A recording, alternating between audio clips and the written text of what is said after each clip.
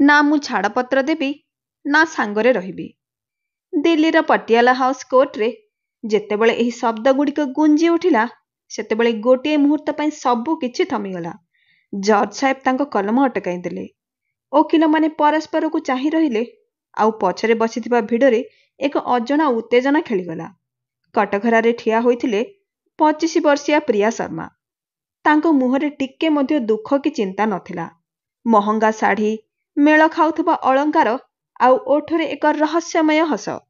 ତାଙ୍କୁ ଦେଖି କେହି କହିପାରିବ ନାହିଁ ଯେ ତାଙ୍କ ଜୀବନରେ କିଛି ଝଡ଼ ଆସିଛି।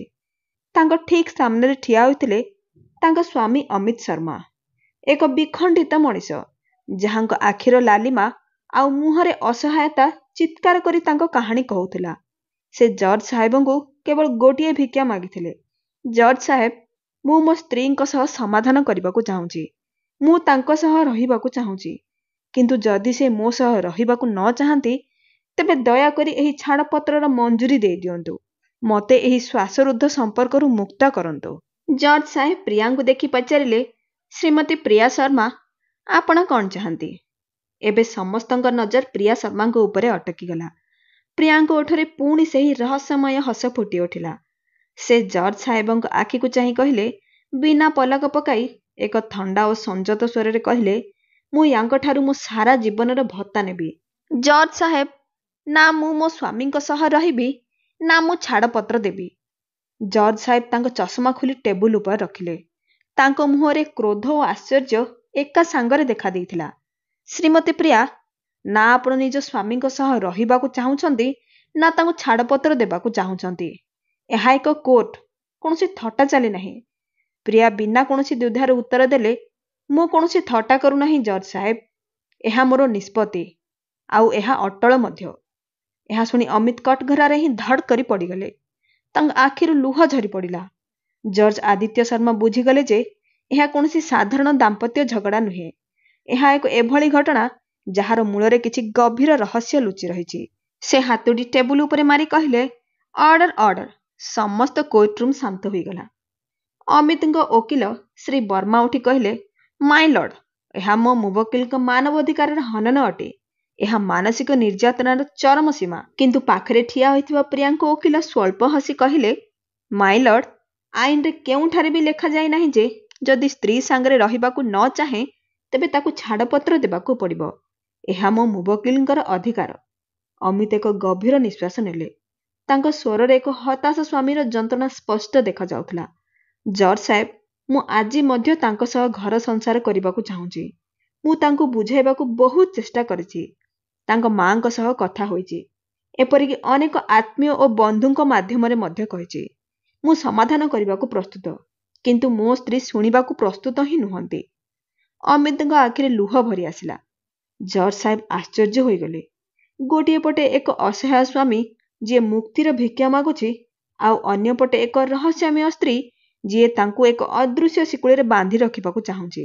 ଜଜ୍ ସାହେବ ପ୍ରିୟାଙ୍କୁ ଦେଖି ପଚାରିଲେ, ଶ୍ରୀମତୀ ପ୍ରିୟା ଶର୍ମା, ଆପଣଙ୍କ ସ୍ୱାମୀ କହୁଛନ୍ତି ଯେ ସେ ଆପଣଙ୍କ ସହ ରହିବାକୁ ଚାହୁଁଛନ୍ତି। ତେବେ ଆପଣଙ୍କୁ କ'ଣ ଅସୁବିଧା? ପ୍ରିୟା ଜଜ୍ ସାହେବଙ୍କୁ ଚାହିଁ ସିଧା ସ୍ୱରରେ କହିଲେ, ଯେଉଁଠାରେ ସମ୍ମାନ ନାହିଁ ସେହିଠାରେ ରହି କ'ଣ କରିବି ଜଜ୍ ସାହେବ? ସମ୍ମାନ? ଅମିତ ଚିତ୍କାର କରି ଉଠିଲେ, ମୁଁ ତୁମର କ'ଣ ଅସମ୍ମାନ କରିଛି? ଥରେ ତୁମେ କୁହ ତ। ପ୍ରିୟା ଏକ ବ୍ୟଙ୍ଗାତ୍ମକ ହସ ହସି କହିଲେ, ତାହା ମୁଁ ତୁମକୁ ନୁହେଁ, ଜଜ୍ ସାହେବଙ୍କୁ କହିବି। ଅମିତଙ୍କ ଓକିଲ ଉଠି କହିଲେ, ମାଇ ଲର୍ଡ, ମୋ ମୁବକିଲଙ୍କ ଉପରେ ଲଗାଯାଇଥିବା ଅଭିଯୋଗ ନିରାଧାର। ଏହା କେବଳ ମୋ ମୁବକିଲଙ୍କୁ ମାନସିକ ନିର୍ଯାତନା ଦେବାର ଏକ ଷଡ଼ଯନ୍ତ୍ର। ପ୍ରିୟାଙ୍କ ଓକିଲ ତୁରନ୍ତ ଉଠି କହିଲେ, ଆପତ୍ତି ମାଇ ଲର୍ଡ। ମୋ ମୁବକିଲଙ୍କ ପାଖରେ ତାଙ୍କ ପ୍ରତ୍ୟେକ କଥାର ଯଥାର୍ଥ କାରଣ ଅଛି। ଜଜ୍ ସାହେବ ଉଭୟ ଓକିଲଙ୍କୁ ଶାନ୍ତ କରାଇଲେ। ସେ ପ୍ରିୟାଙ୍କୁ ସିଧାସଳଖ ପଚାରିଲେ, ଠିକ୍ ଅଛି ପ୍ରିୟା ମ୍ୟାଡ଼ାମ, ଆପଣ କୁହନ୍ତୁ, ଆପଣଙ୍କୁ ଆପଣଙ୍କ ସ୍ୱାମୀଙ୍କଠାରେ କ'ଣ ଅଭିଯୋଗ ଅଛି? ସେ କ'ଣ ଆପଣଙ୍କ ସହ କିଛି ମାରପିଟ କରିଛନ୍ତି, କିଛି ଘରୋଇ ହିଂସା? ପ୍ରିୟା ଗୋଟିଏ ମୁହୂର୍ତ୍ତ ଚିନ୍ତା କଲେ। ତାପରେ କହିଲେ, ନା ଜଜ୍ ସାହେବ, ହାତ ତ କେବେ ଉଠାଇ ନାହାନ୍ତି। କିଛି ଯୌତୁକ ଜନିତ ଦାବି ରଖାଯାଇଛି କି? ଜଜ୍ ସାହେବ ପଚାରିଲେ। କିନ୍ତୁ ପ୍ରିୟା ତାହାକୁ ମଧ୍ୟ ଅସ୍ୱୀକାର କଲେ। ଅମିତଙ୍କ ମୁହଁରେ ଗୋଟିଏ ମୁହୂର୍ତ୍ତ ପାଇଁ ଆଶ୍ୱସ୍ତି ଦେଖାଦେଇଥିଲା। କିନ୍ତୁ ପ୍ରିୟାଙ୍କ ପରବର୍ତ୍ତୀ ଶବ୍ଦଗୁଡ଼ିକ ସେହି ଆଶ୍ୱସ୍ତିକୁ ପବନରେ ଉଡ଼ାଇଦେଲା। କିନ୍ତୁ ଜଜ୍ ସାହେବ, ଆଘାତ କେବଳ ଶରୀର ଉପରେ ହିଁ ହୁଏ ନାହିଁ, ହୃଦୟ ଉପରେ ମଧ୍ୟ ହୁଏ। ଆଉ ହୃଦୟରେ ଲାଗିଥିବା ଆଘାତ ଅଧିକ ଗଭୀର ହୋଇଥାଏ। କୋର୍ଟ ରୁମ୍ରେ ଜଜ୍ ସାହେବଙ୍କ ଏହି ପ୍ରଶ୍ନ ଯେପରି ପ୍ରିୟାଙ୍କ ଭିତରେ ଲୁଚି ରହିଥିବା ଆଘାତଗୁଡ଼ିକୁ ପୁଣି ଥରେ ସତେଜ କରିଦେଇଥିଲା। ଆପଣ ମୋତେ ପ୍ରଥମେ ସମ୍ପୂର୍ଣ୍ଣ କାହାଣୀ କୁହନ୍ତୁ। ଉଭୟଙ୍କର ଦେଖା କେମିତି ହେଲା? ପ୍ରିୟାଙ୍କ ଆଖି ଗୋଟିଏ ମୁହୂର୍ତ୍ତ ପାଇଁ ଅମିତଙ୍କ ଆଖି ସହ ମିଶିଲା। ଆଉ ପ୍ରିୟା ଆଖିରେ ଘୃଣା ବଦଳରେ ଗୋଟିଏ ଭୁଲି ଯାଇଥିବା ସ୍ମୃତିର ଝଲକ ଚମକି ଉଠିଲା। ଜଜ୍ ସାହେବ, ଆମର କାହାଣୀ ଏକ ପରିରାଇଜର କଥା ପରି ଆରମ୍ଭ ହୋଇଥିଲା। ଆମେ ଜଣେ ବନ୍ଧୁଙ୍କ ବାହାଘରରେ ପ୍ରଥମେ ଦେଖା ହୋଇଥିଲୁ। ମୋତେ ତାଙ୍କ ଆଖିରେ ଏକ ଅଜଣା ସଚ୍ଚୋଟତା ଓ ଶାନ୍ତି ଦେଖାଦେଇଥିଲା। ଏକ ଛୋଟ ସହରରୁ ଆସିଥିବା ଏକ ସରଳ ଯୁବକ, ଯାହାର ଦୁନିଆ ଭବିଷ୍ୟତର ଯୋଜନା ଚାରିପାଖରେ ଘୁରୁଥିଲା, ଆଉ ମୋ ଦୁନିଆ ବଡ଼ ବଡ଼ ସ୍ୱପ୍ନରେ ଭରା ଥିଲା। ତାଙ୍କ ନଜରରେ ମୋ ପାଇଁ ଯେଉଁ ସମ୍ମାନ ଥିଲା, ତାହା ମୋତେ ପ୍ରଥମ ଦେଖାରେ ହିଁ ତାଙ୍କ ଆଡ଼କୁ ଆକର୍ଷିତ କରି ନେଇଥିଲା। ସେହି ଦେଖା ପରେ କଥାବାର୍ତ୍ତା ଆରମ୍ଭ ହେଲା, ଯାହା ଘଣ୍ଟା ଘଣ୍ଟା ଫୋନ୍ରେ ଚାଲୁଥିଲା। ତାଙ୍କୁ ମୋର ଚଞ୍ଚଳତା ଓ ଜୀବନକୁ ସମ୍ପୂର୍ଣ୍ଣ ବଞ୍ଚିବାର ଶୈଳୀ ପସନ୍ଦ ଥିଲା। ଆଉ ମୋତେ ତାଙ୍କ କଥାରେ ଲୁଚି ରହିଥିବା ସତ୍ୟତା, ସେହି ସବୁ କଥା ମୋତେ ତାଙ୍କ ଆଡ଼କୁ ଟାଣି ନେଉଥିଲା। ଅମିତ କହିଥିଲେ, ପ୍ରିୟା, ମୁଁ କୌଣସି ରାଜକୁମାର ନୁହେଁ, କିନ୍ତୁ ମୁଁ ପ୍ରତିଜ୍ଞା କରୁଛି ତୁମକୁ ମୁଁ ରାଣୀ କରି ରଖିବି। ତୁମର ପ୍ରତ୍ୟେକ ଛୋଟ ବଡ଼ ଇଚ୍ଛା ପୂରଣ କରିବା ମୋ ଜୀବନର ଲକ୍ଷ୍ୟ ହେବ। ମୁଁ ମଧ୍ୟ ମଜାରେ ପଚାରିଥିଲି, ଆଉ ଯଦି ମୁଁ ଏମିତି କିଛି ମାଗେ ଯାହା ତୁମେ ପୂରଣ କରିପାରିବ ନାହିଁ? ଅମିତ ଉତ୍ତର ଦେଇଥିଲେ, ମୁଁ ତୁମ ପାଇଁ ଆକାଶରୁ ତାରା ମଧ୍ୟ ତୋଳି ଆଣିପାରିବି। ଏହା କହୁଥିବା ବେଳେ ପ୍ରିୟାଙ୍କ ଆଖିରୁ ଲୁହ ଟୋପେ ଝରିପଡ଼ିଲା। ସେହି ଗୋଟିଏ ପ୍ରତିଜ୍ଞା ଉପରେ ବିଶ୍ୱାସ କରି ମୁଁ ମୋ ପୂରା ଜୀବନ ତାଙ୍କ ନାମରେ ଲେଖିଦେଇଥିଲି। ଜଜ୍ ସାହେବ, କେଉଁ ଝିଅ ଏଭଳି ପ୍ରତିଜ୍ଞା ଉପରେ ଭରସା ନ କରିବ?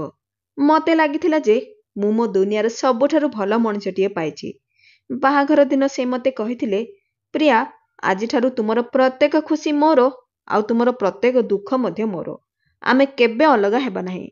ମୁଁ ମୋ ମା ବାପା, ମୋ ଘର, ମୋ ସ୍ୱପ୍ନ ସବୁ ଛାଡ଼ି ତାଙ୍କ ସହ ଏକ ନୂଆ ଜୀବନ ଆରମ୍ଭ କରିଥିଲି। ମୋତେ ଲାଗିଥିଲା ଯେ ଏବେ ମୋ ଦୁନିଆ କେବଳ ଖୁସିରେ ଭରିଯିବ। ପ୍ରିୟାଙ୍କ ସ୍ୱର ହଠାତ୍ କଠୋର ହୋଇଗଲା। କିନ୍ତୁ ମୋତେ କ'ଣ ଜଣାଥିଲା ଯେ ମୁଁ ମୋ ସ୍ୱପ୍ନରେ ଯେଉଁ କାଚର ମହଲ ଗଢ଼ୁଥିଲି, ତାହା ବାହାଘରର କିଛି ମାସ ପରେ ଖଣ୍ଡ ଖଣ୍ଡ ହୋଇ ଭାଙ୍ଗି ପଡ଼ିବ। ଆଉ ସେହି ଖଣ୍ଡଗୁଡ଼ିକ ଆଜି ମଧ୍ୟ ମୋ ହୃଦୟରେ ଚୋଟ ମାରୁଛି। ଜଜ୍ ସାହେବ ଗଭୀର ନିଶ୍ୱାସ ନେଇ ପଚାରିଲେ, ତେବେ ଏହା ସବୁ କେମିତି ବଦଳିଗଲା? ସେ କେଉଁ ଝଡ଼ ଥିଲା ଯାହା ଏହି ସୁନ୍ଦର ପରିକଥାକୁ ଏକ ଭୟଙ୍କର ସ୍ୱପ୍ନରେ ବଦଳାଇ ଦେଲା? ପ୍ରିୟା ନିଜ ଆଖି ଉଠାଇଲେ, ଯେଉଁଥିରେ ଅଭିଯୋଗର ଏକ ଜଳୁଥିବା ଅଙ୍ଗାର ଥିଲା। ତାଙ୍କ ସ୍ୱର, ଯାହା କିଛି ମୁହୂର୍ତ୍ତ ପୂର୍ବେ ଥରୁଥିଲା, ଏବେ ଭାଙ୍ଗି ଯାଇଥିବା କାଚ ପରି ତୀକ୍ଷ୍ଣ ଓ ଧାରଦାର ହୋଇଯାଇଥିଲା। ଝଡ଼?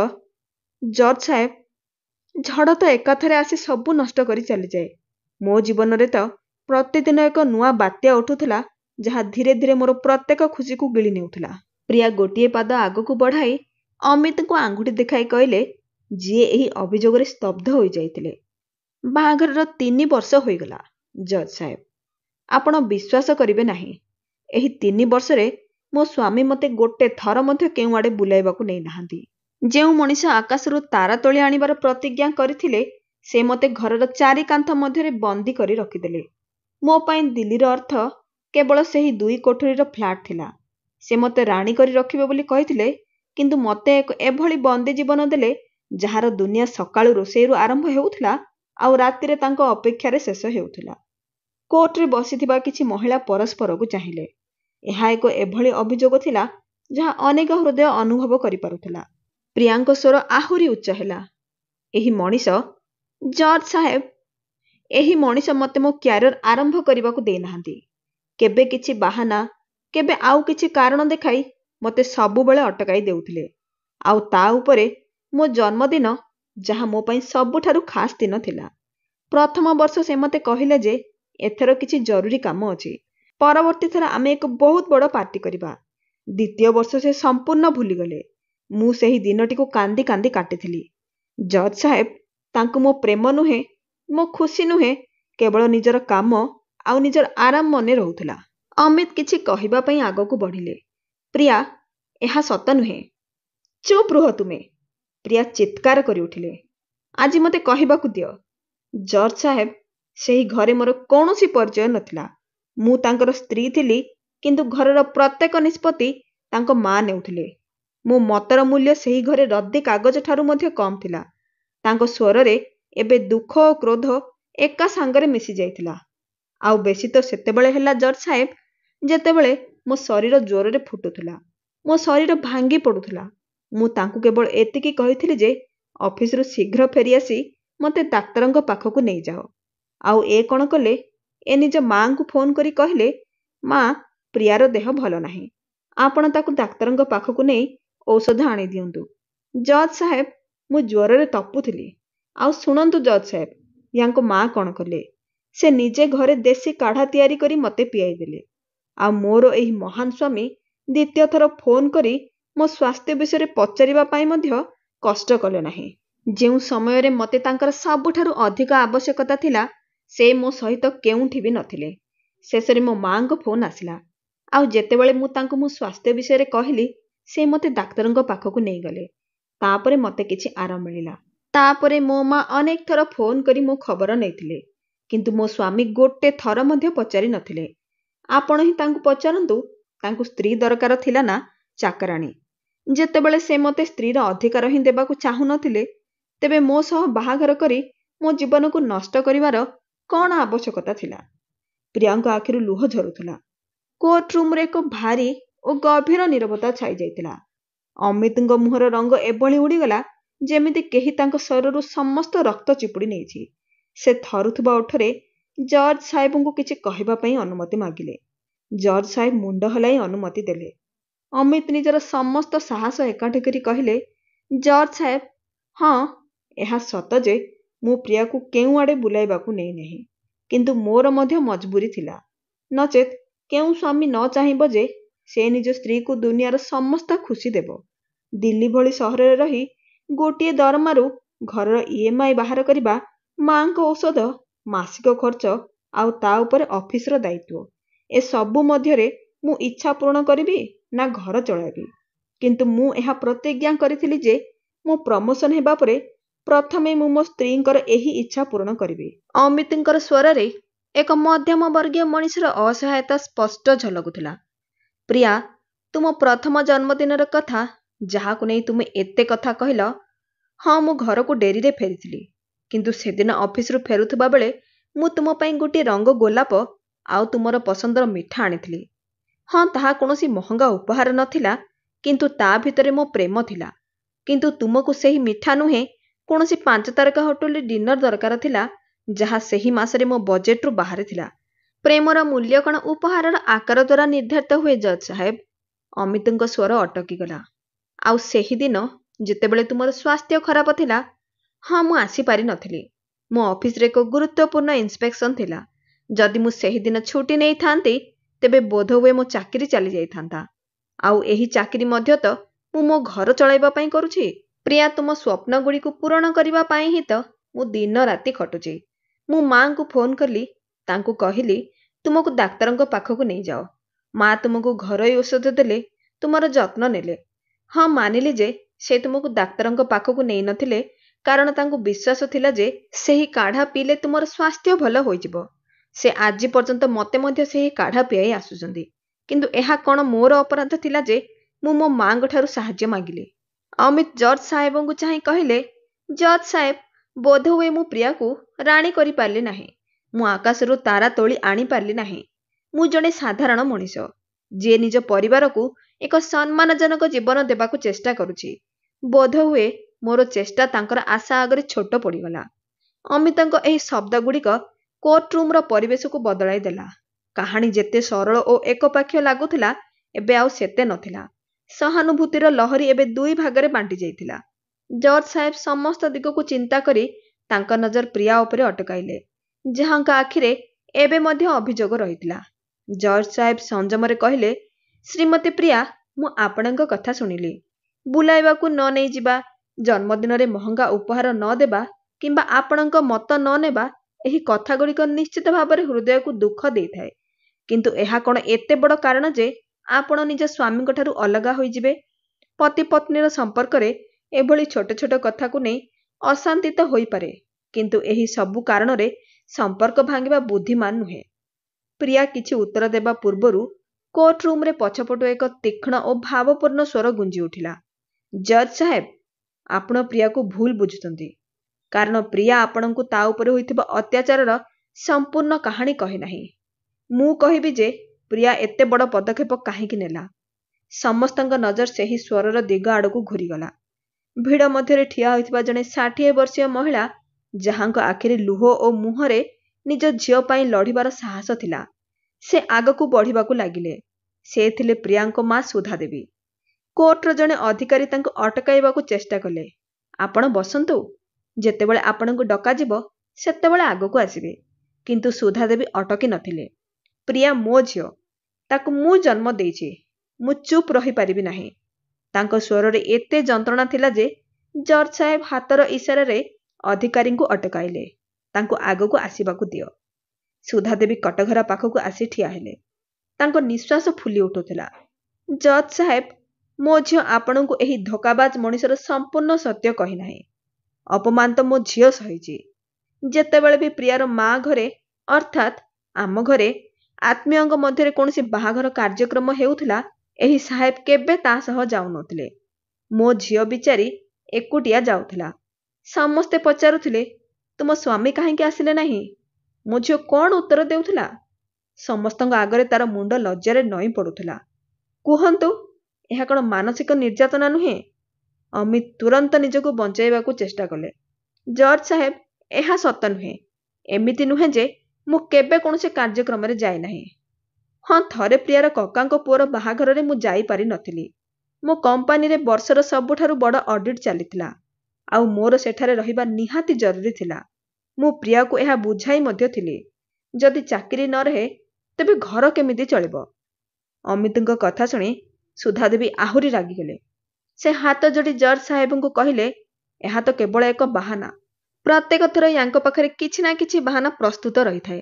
ବାହାଘର ତ ଛାଡ଼ନ୍ତୁ ଜଜ୍ ସାହେବ, ଯେତେବେଳେ ପ୍ରିୟାର ବାପାଙ୍କର ଦେହାନ୍ତ ହେଲା ସେତେବେଳେ ମଧ୍ୟ ଏହି ମଣିଷ ତା ସହ ନଥିଲେ।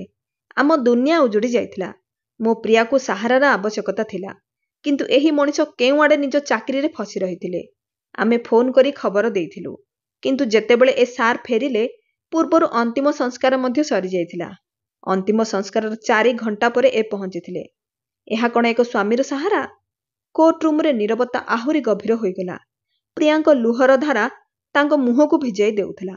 ସେ ଥରୁଥିବା ସ୍ୱରରେ କହିଲେ, ହଁ ଜଜ୍ ସାହେବ, ସେହି ଦିନ ମୁଁ ଅନୁଭବ କଲି ଯେ ମୋ ଦୁନିଆରେ ମୋ ପାଇଁ କେହି ନାହାନ୍ତି।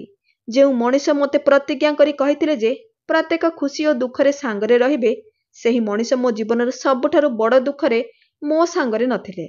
ସେହି ଦିନଟି ମୋତେ ସବୁଦିନ ପାଇଁ ମନେ ରହିବ। ଜଜ୍ ସାହେବ ଗମ୍ଭୀର ଭାବେ ଅମିତଙ୍କୁ ଚାହିଁଲେ। ମିଷ୍ଟର ଅମିତ, ଏହି ବିଷୟରେ ଆପଣ କ'ଣ କହିବାକୁ ଚାହାନ୍ତି? ଅମିତଙ୍କ ମୁହଁ ଉତରିଗଲା। ସେ ଗଭୀର ନିଶ୍ୱାସ ନେଇ ଧୀର ସ୍ୱରରେ କହିବା ଆରମ୍ଭ କଲେ, ଜଜ୍ ସାହେବ, ମୁଁ ଅପରାଧୀ ନୁହେଁ।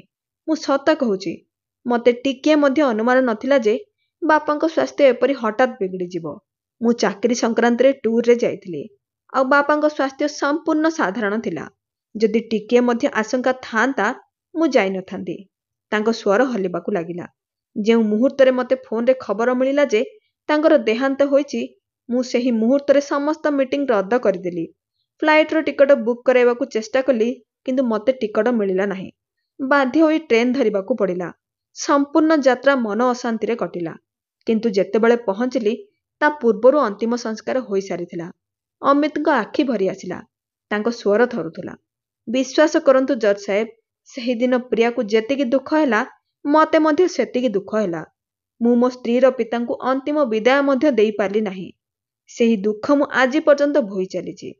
ଜଜ୍ ସାହେବ ଅମିତଙ୍କ ଅସୁବିଧାକୁ ବୁଝିବାକୁ ଚେଷ୍ଟା କଲେ, କିନ୍ତୁ ସୁଧା ଦେବୀ ଏବେ ଅଟକିବା ମନସ୍ଥ କରିନଥିଲେ। ସେ କ୍ରୋଧ ଓ ଲୁହ ଭରା ସ୍ୱରରେ କହିଲେ, ଦେଖିଲେ ଜଜ୍ ସାହେବ, ପ୍ରତ୍ୟେକ ଥର ଏହି ମିଛୁଆ ମଣିଷ କିଛି ନା କିଛି ମିଛ କହି ନିଜକୁ ନିର୍ଦ୍ଦୋଷ ପ୍ରମାଣ କରିବାକୁ ଚେଷ୍ଟା କରୁଛି। ଠିକ୍ ଅଛି, ମାନିଲୁ ଯେ ସେହି ଦିନ ଅସୁବିଧା ଥିଲା, କିନ୍ତୁ ମୋ ଝିଅକୁ ପ୍ରତିଦିନ ଯାହା ସହିବାକୁ ପଡ଼ୁଛି, ଦିନ ରାତି ଶାଶୁଙ୍କ ଗଞ୍ଜଣା, ସେଇଟା କ'ଣ? ଆପଣ ବିଶ୍ୱାସ କରିବେ ନାହିଁ ଜଜ୍ ସାହେବ, ମୋ ଝିଅକୁ ତାର ଶାଶୁ ଘରେ କ'ଣ କ'ଣ ଶୁଣିବାକୁ ପଡ଼ୁଛି। ତୁ ଜଣେ ମହିଳା ହୋଇ ଘର ସମ୍ଭାଳି ପାରୁନାହୁଁ, ଖାଦ୍ୟ ଭଲ ରୋଷେଇ କରୁନାହୁଁ, ମୋ ପୁଅର ଓ ମୋ ନାତୁଣୀର ଯତ୍ନ ନେଇ ପାରୁନାହୁଁ। ଏଭଳି ହଜାରେ କଥା ଶୁଣି ଶୁଣି ମୋ ଝିଅର ହୃଦୟ ପଥର ହୋଇଗଲାଣି। ଆଉ ଯେତେବେଳେ ମୋ ଝିଅ ବ୍ୟବସାୟ ଆରମ୍ଭ କରିବାର ସ୍ୱପ୍ନ ଦେଖିଲା, ଏହି ମଣିଷ ସେହି ସ୍ୱପ୍ନକୁ ମଧ୍ୟ ଚୂର୍ଣ୍ଣ କରିଦେଲା। ଜଜ୍ ସାହେବ ଦେଖୁଥିଲେ ଯେ ପ୍ରିୟାର ମା ଗୋଟିଏ ଗୋଟିଏ କରି ଅମିତଙ୍କର ସେହି ସମସ୍ତ ଅଭିଯୋଗ ଗଣୁଥିଲେ ଯାହା ପ୍ରିୟା ବୋଧହୁଏ ଭୁଲି ମଧ୍ୟ ଯାଇଥିଲେ। କିନ୍ତୁ ଏବେ ନିଜ ମାଙ୍କ କହିବା ସାଙ୍ଗରେ ପ୍ରିୟା ମଧ୍ୟ ସେହି ସମସ୍ତ କଥା ମନେ ପକାଇ କାନ୍ଦୁଥିଲେ। ପ୍ରିୟାର ଗାଲ ଲୁହରେ ଭିଜି ଯାଇଥିଲା। ସେ କାନ୍ଦି କାନ୍ଦି କହିଲେ, ହଁ ଜଜ୍ ସାହେବ, ମୁଁ ଭାବିଥିଲି ଯେ ବାହାଘର ପରେ ମଧ୍ୟ ମୁଁ ମୋ ସ୍ୱପ୍ନ ପୂରଣ କରିବି। କିନ୍ତୁ ମୋତେ ସଫା ସଫା କୁହାଗଲା ଯେ ସେ ଘର ଓ ଝିଅକୁ ସମ୍ଭାଳିବ, ବ୍ୟବସାୟ ନୁହେଁ। ମୋ ସ୍ୱପ୍ନର କୌଣସି ମୂଲ୍ୟ ହିଁ ରହିଲା ନାହିଁ। ଜଜ୍ ସାହେବ ଧ୍ୟାନରେ ଅମିତଙ୍କୁ ଚାହିଁଲେ। ଏହା କ'ଣ ସତ ମିଷ୍ଟର ଅମିତ? ଆପଣ କ'ଣ ପ୍ରିୟାକୁ ବ୍ୟବସାୟ ଆରମ୍ଭ କରିବାରୁ ଅଟକାଇଲେ? ଯଦି ସେ ନିଜ ସ୍ୱପ୍ନ ପୂରଣ କରିବାକୁ ଚାହୁଁଥିଲେ ସେଥିରେ କ'ଣ ଅସୁବିଧା ଥିଲା?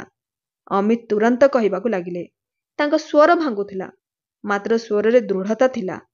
ନା ଜଜ୍ ସାହେବ, ମୁଁ ପ୍ରିୟାକୁ କେବେ ମନା କରିନାହିଁ। ଆମ ଝିଅକୁ ସେ ସମୟରେ ଟାଇଫଏଡ୍ ହୋଇଥିଲା। ସେ ବହୁତ ଦିନରୁ ଅସୁସ୍ଥ ଥିଲା। ମୁଁ କେବଳ ଏତିକି କହିଥିଲି ଯେ ପର୍ଯ୍ୟନ୍ତ ତାର ସ୍ୱାସ୍ଥ୍ୟ ଠିକ୍ ନ ହୋଇଛି ସେ ପର୍ଯ୍ୟନ୍ତ କିଛି ସମୟ ଅପେକ୍ଷା କର, କାରଣ ମୁଁ ଜାଣିଥିଲି ଯେ ସେ ଦୁଇ ପଟେ ଧ୍ୟାନ ଦେଇପାରିବ ନାହିଁ। ତେଣୁ ମୁଁ ତାକୁ 2-3 ମାସ ଅପେକ୍ଷା କରିବାକୁ କହିଥିଲି। ମୁଁ ପ୍ରିୟାକୁ କହିଥିଲି ଯେ ଝିଅର ସ୍ୱାସ୍ଥ୍ୟ ଠିକ୍ ହେବା ପରେ ମୁଁ ନିଜେ ତାର ସ୍ୱପ୍ନ ପୂରଣ କରିବାରେ ସାହାଯ୍ୟ କରିବି। ଆଉ ରହିଲା ମୋ ମାଙ୍କ କଥା, ଜଜ୍ ସାହେବ, ଡାକ୍ତର ଝିଅକୁ ବାହାରର ଖାଦ୍ୟ ଦେବାକୁ ସମ୍ପୂର୍ଣ୍ଣ ମନା କରିଥିଲେ। ମୋ ମା ପ୍ରିୟାକୁ କେବଳ ଏତିକି କହୁଥିଲେ ଯେ ବାହାରର ଖାଦ୍ୟ ଖୁଆଅ ନାହିଁ, ଘରେ ଭଲ ଖାଦ୍ୟ ତିଆରି କରି ଖୁଆଅ। କିନ୍ତୁ ପ୍ରିୟା ତଥାପି ତାକୁ ବାହାରର ପ୍ୟାକେଟ୍ ଖାଦ୍ୟ କିମ୍ବା ମ୍ୟାଗି ନୁଡଲ୍ସ ଖୁଆଉଥିଲା। ଯେତେବେଳେ ମା ଏହି କଥାରେ ମନା କରୁଥିଲେ ପ୍ରିୟାକୁ ରାଗ ଚଢ଼ି ଯାଉଥିଲା। ପ୍ରାୟତଃ ଏହି କଥାକୁ ନେଇ ଘରେ ଝଗଡ଼ା ହେଉଥିଲା। ଅମିତ ନିଜର ଲୁହ ପୋଛି ପୋଛି କହିଲେ, ମୁଁ ପ୍ରତ୍ୟେକ ଥର ବୁଝାମଣା କରିବାକୁ ଚେଷ୍ଟା କଲି, କିନ୍ତୁ ନା ମାଙ୍କୁ ବୁଝାଇ ପାରିଲି ନାହିଁ ପ୍ରିୟାକୁ। ଏହି ସମୟରେ ସବୁଠାରୁ ଅଧିକ ଭାଙ୍ଗିଲି ମୁଁ ନିଜେ ଜଜ୍ ସାହେବ, କାରଣ ଦୁଇ ପଟ ମଝିରେ ମୁଁ ପେଶା ହେଉଥିଲି। କୋର୍ଟର ମହଲ ଆହୁରି ଭାରି ହୋଇଗଲା।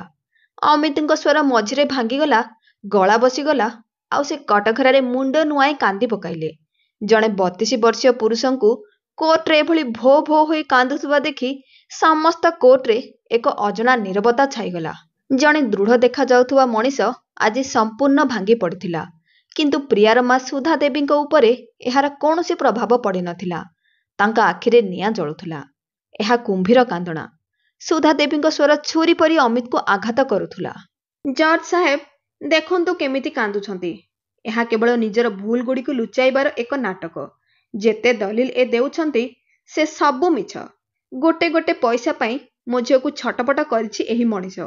ଏ ତାର ଛୋଟ ଛୋଟ ଇଚ୍ଛାଗୁଡ଼ିକୁ ମଧ୍ୟ ପୂରଣ କରିପାରେ ନାହିଁ। ତେଣୁ ମୋ ଝିଅ ନିଷ୍ପତ୍ତି ନେଇଛି ଯେ ସେ ଆଇନ ଅନୁସାରେ ପ୍ରତି ମାସ ଏହି ମଣିଷଠାରୁ ଚଳିବା ପାଇଁ ଭତ୍ତା ନେବ, କିନ୍ତୁ ଏହାକୁ ମୁକ୍ତ କରିବ ନାହିଁ। ଏହି ମଣିଷ ମଧ୍ୟ ପ୍ରିୟା ସହ ଏହି ସମ୍ପର୍କରେ ବନ୍ଧା ରହିବ। ଏ ମୋ ଝିଅ ପ୍ରିୟାକୁ ଖୁସି ରଖିପାରି ନାହିଁ। ତେଣୁ ମୁଁ ଓ ମୋ ଝିଅ ମଧ୍ୟ ଏହାକୁ ଅନ୍ୟ କୌଣସି ମହିଳା ସହ ଖୁସିରେ ଦେଖିବାକୁ ଚାହୁଁନାହୁଁ। ଜଜ୍ ସାହେବ ସମସ୍ତ ବୟାନକୁ ମନେ ମନେ ମାପୁଥିଲେ। ସେ କିଛି କହିବା ପୂର୍ବରୁ ଅମିତଙ୍କ ଓକିଲ ଶ୍ରୀ ବର୍ମା ତୁରନ୍ତ ଉଠି ଠିଆ ହେଲେ। ତାଙ୍କ ସ୍ୱରରେ କ୍ରୋଧ ଓ ଦୃଢ଼ତା ଥିଲା। ଜଜ୍ ସାହେବ, ଏହି ସମଗ୍ର ମାମଲାରେ ଆଉ ଗୋଟେ କଥା ଅଛି ଯାହାର ଏପର୍ଯ୍ୟନ୍ତ ଖୁଲାସା ହୋଇନାହିଁ। ସେ ନିଜର ବ୍ରିଫକେସ୍ ବା ଡାକ ବ୍ୟାଗ୍ ଖୋଲି ଏକ ପୁରୁଣା ମାତ୍ର ସଫା ଦଲିଲ ବାହାର କରି ଜଜ୍ ସାହେବଙ୍କ ଆଗକୁ ବଢ଼ାଇଲେ। ଜଜ୍ ସାହେବ, ଏହା ଅମିତଙ୍କର ନିଯୁକ୍ତି ପତ୍ର। 3 ବର୍ଷ ପୂର୍ବେ ବେଙ୍ଗାଲୁରୁର ଏକ ବହୁତ ବଡ଼ ମଲ୍ଟିନ୍ୟାସନାଲ କମ୍ପାନୀରୁ ମିଳିଥିଲା। ପ୍ୟାକେଜ ଥିଲା ବାର୍ଷିକ 15 ଲକ୍ଷ ଟଙ୍କା। ଆଜି ସେ ଯାହା ରୋଜଗାର କରୁଛନ୍ତି ତାର 3 ଗୁଣ। କିନ୍ତୁ ସେ ଏହି ଚାକିରି ସ୍ୱୀକାର କରିନଥିଲେ। ଜଜ୍ ସାହେବ ଆଶ୍ଚର୍ଯ୍ୟ ହୋଇ ଦଲିଲକୁ ଦେଖିଲେ ଓ ପଚାରିଲେ, କାହିଁକି ମିଷ୍ଟର ଅମିତ, ଏତେ ଭଲ ଚାକିରିକୁ ଆପଣ କାହିଁକି ଛାଡ଼ିଲେ? ଏହା ଆପଣଙ୍କ ପାଇଁ ଏକ ସୁନ୍ଦର ସୁଯୋଗ ଥିଲା। ଯଦି ଆପଣ ଏହା ଗ୍ରହଣ କରିଥାନ୍ତେ ତେବେ ଆଜି ଆପଣଙ୍କ ଅବସ୍ଥା ଅଲଗା ହୋଇଥାନ୍ତା। ଶ୍ରୀ ବର୍ମା ପ୍ରିୟାଙ୍କୁ ଚାହିଁ କହିଲେ, ଯାହାଙ୍କ ମୁହଁ ଏବେ ଭାବଶୂନ୍ୟ ଥିଲା। ତାପରେ କଡ଼ା ସ୍ୱରରେ କହିଲେ, ଜଜ୍ ସାହେବ, ଏହି ପ୍ରଶ୍ନ ଆପଣ ମିଷ୍ଟର ଅମିତଙ୍କୁ ନୁହେଁ ତାଙ୍କ ସ୍ତ୍ରୀ ପ୍ରିୟା ଶର୍ମାଙ୍କୁ ପଚାରନ୍ତୁ। ଜଜ୍ ସାହେବ ଆଶ୍ଚର୍ଯ୍ୟ ହୋଇ ଶ୍ରୀ ବର୍ମାଙ୍କୁ ଚାହିଁଲେ। ତାପରେ ଶ୍ରୀ ବର୍ମା ପୁରା ଦମ୍ ଭରି କହିଲେ, ହଁ ଜଜ୍ ସାହେବ, କାରଣ ପ୍ରିୟା ଶର୍ମା ବେଙ୍ଗାଲୁରୁକୁ ସ୍ଥାନାନ୍ତର ହେବାକୁ ଚାହୁଁନଥିଲେ। ସେ କହୁଥିଲେ ଯେ ମୁଁ ମୋ ମା ବାପାଙ୍କ ଠାରୁ ଦୂରକୁ ଯାଇପାରିବି ନାହିଁ। ଆଉ ମୋ ମୁବକିଲ ଅମିତ ଶର୍ମା ନିଜ କ୍ୟାରିୟରର ଏତେ ବଡ଼ ସୁଯୋଗକୁ କେବଳ ଏହି କାରଣରୁ ଛାଡ଼ିଦେଲେ ଯେ ପ୍ରିୟାକୁ ତାର ପରିବାର ଠାରୁ ଦୂରକୁ ଯିବାକୁ ନ ପଡ଼ୁ।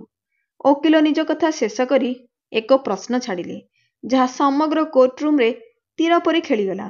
ଯେଉଁ ମଣିଷ ନିଜ ସ୍ତ୍ରୀର ଗୋଟିଏ ଇଚ୍ଛା ପାଇଁ ନିଜର ଭବିଷ୍ୟତକୁ ଦାଉରେ ଲଗାଇ ଦେଇଛି, ତା ଉପରେ ତାର ସ୍ତ୍ରୀ ଗୋଟେ ଗୋଟେ ପଇସା ପାଇଁ ଛଟପଟ ହେବାର ଅଭିଯୋଗ ଲଗାଉଛନ୍ତି। ଏହା କେତେ ଦୂର ଯୁକ୍ତିଯୁକ୍ତ? ଅମିତଙ୍କ ଓକିଲଙ୍କ ଖୁଲାସା କୋର୍ଟ ରୁମ୍ରେ ଏକ ଭୂଚାଳ ଆଣିଦେଇଥିଲା।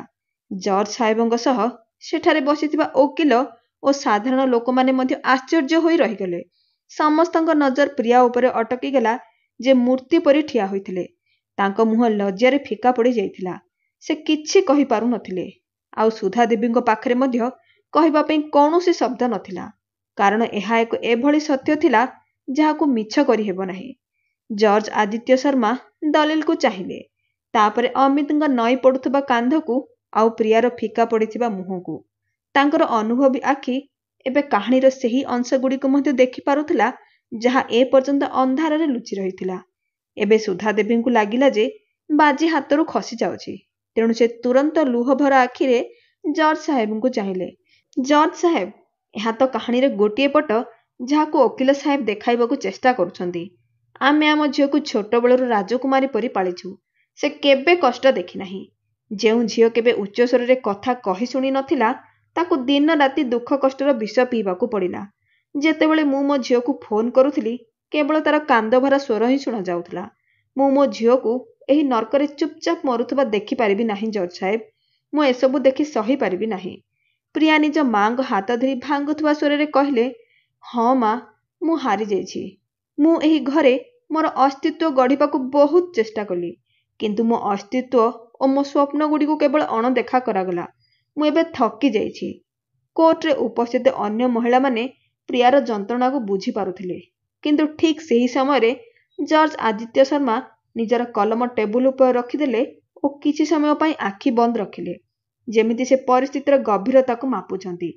ତାପରେ ଜର୍ଜ ଆଦିତ୍ୟ ଶର୍ମା ନିଜ ଚଷମା ଉପରୁ ଏକ ତୀକ୍ଷ୍ଣ ଦୃଷ୍ଟି ସୁଧା ଦେବୀଙ୍କ ଉପରେ ପକାଇଲେ ଓ ସେହି ପ୍ରଶ୍ନ ପଚାରିଲେ ଯାହା ମାମଲାର ସମ୍ପୂର୍ଣ୍ଣ ଦିଗକୁ ବଦଳାଇ ଦେଲା। ସୁଧା ମ୍ୟାଡାମ, ଗୋଟିଏ କଥା କୁହନ୍ତୁ। ଯେତେବେଳେ ପ୍ରିୟା ତାର ସ୍ୱାମୀଙ୍କ ଘରେ ରହୁଥିଲା, ତେବେ ଆପଣ ଦୁହେଁ କେତେଥର କଥା ହେଉଥିଲେ? ସୁଧା ଦେବୀ ଚିନ୍ତା ନ କରି ଗର୍ବର ସହ କହିଲେ, ପ୍ରତିଦିନ ଜର୍ଜ ସାହେବ। 2-3 ଘଣ୍ଟା ତ ଆରାମରେ କଥା ହେଉଥିଲୁ। ସେ ମୋ ସହ ତାର ପ୍ରତ୍ୟେକ ସୁଖ ଦୁଃଖ ବାଣ୍ଟୁଥିଲା। ଜର୍ଜ ସାହେବ ପରବର୍ତ୍ତୀ ପ୍ରଶ୍ନ ପଚାରିଲେ, ସେହି ସମୟରେ ଆପଣ ଜାଣିଥିଲେ କି ଘରେ ଆଜି କ'ଣ ରନ୍ଧା ହୋଇଛି? ହଁ, ନିଶ୍ଚିତ। ମୋ ଝିଅ ମୋ ଠାରୁ କିଛି ଲୁଚାଏ ନାହିଁ, ସୁଧା ଦେବୀ କହିଲେ।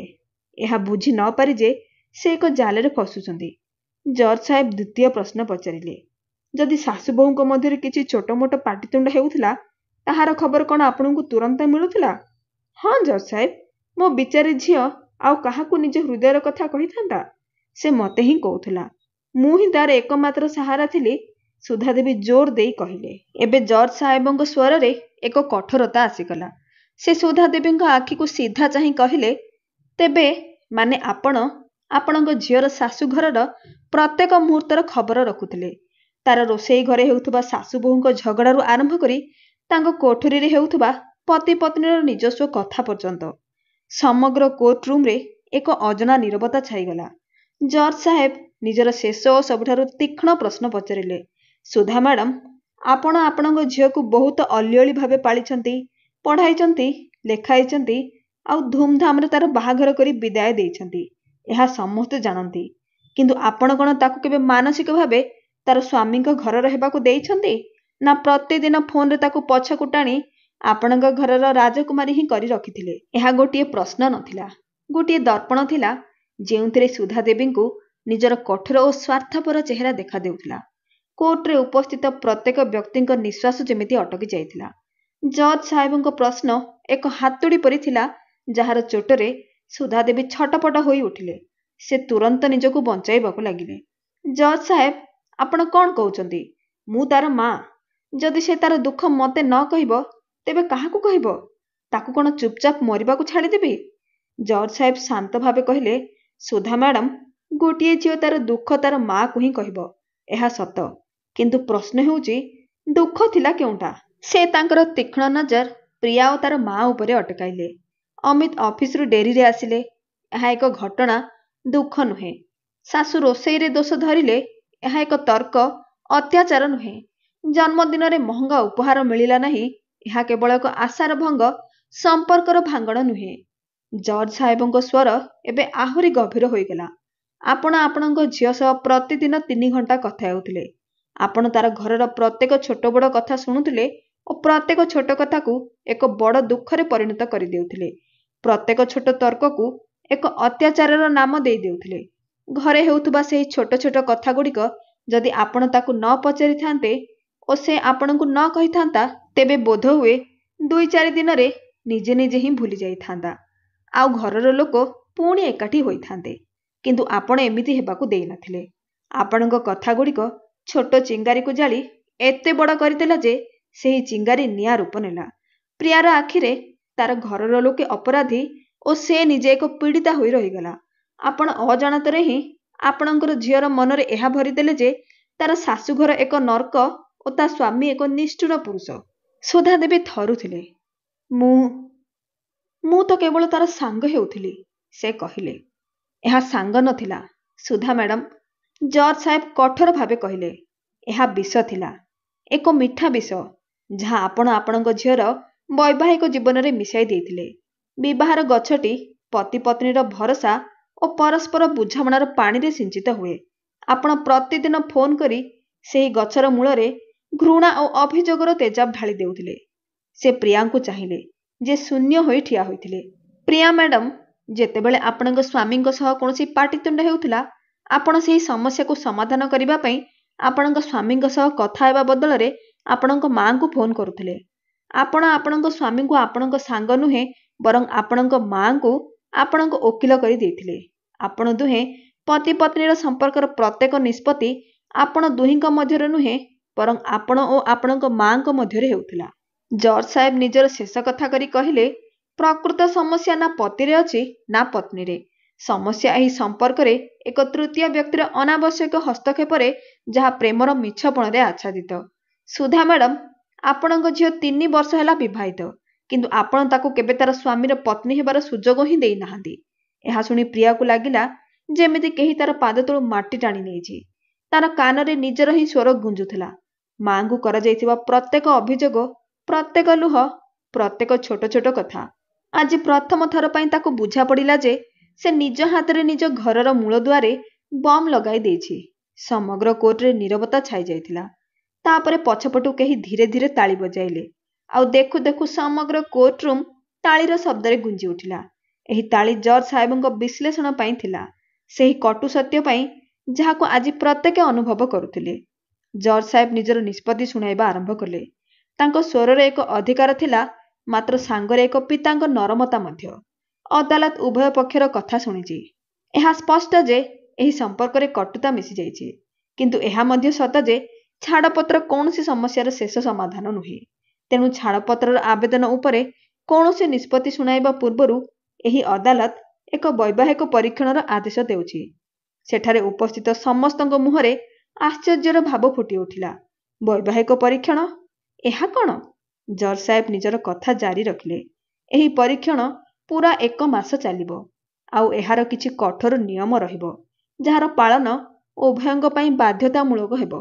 आगामी 1 मास पई श्रीमती प्रिया तांक मां श्रीमती सुधा देवींक सह कौनसी प्रकारर संपर्क रखिबे नाही। ना फोन रे, ना वीडियो कॉल रे, नाही साक्षात करिवे।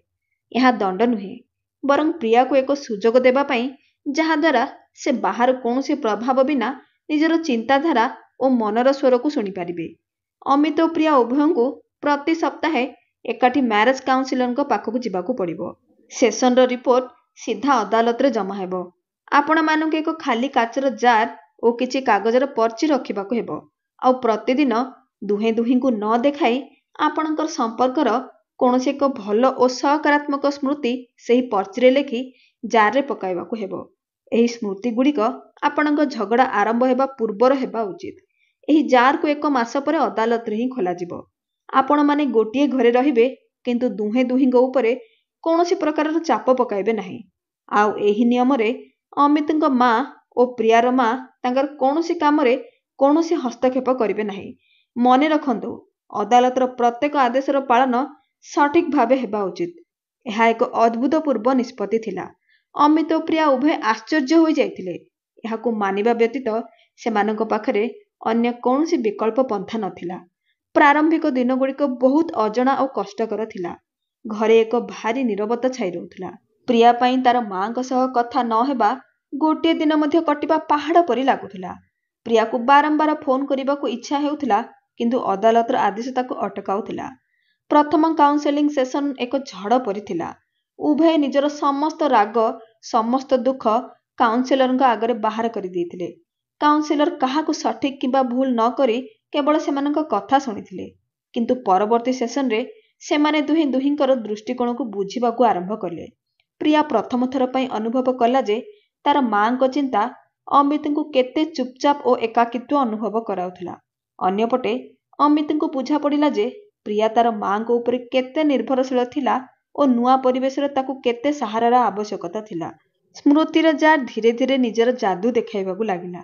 प्रति राति शोइबा पूर्वरु सेमाने निजर अतीतर सुनेली मुहूर्त गुड़ी को मने पकाउथिले।